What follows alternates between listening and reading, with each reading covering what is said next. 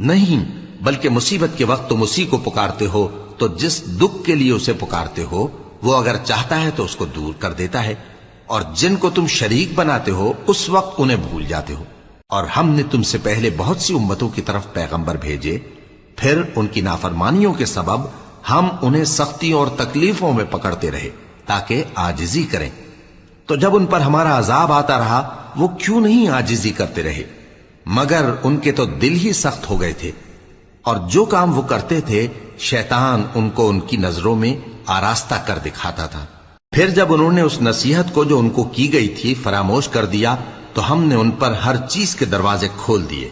یہاں تک کہ جب ان چیزوں سے جو ان کو دی گئی تھی خوب خوش ہو گئے تو ہم نے ان کو ناگہاں پکڑ لیا، اور وہ اس وقت مایوس ہو کر رہ گئے۔ غرض ظالم لوگوں کی جڑ کاٹ دی گئی، اور سب تعریف اللہ رب العالمین ہی کے لیے ہے۔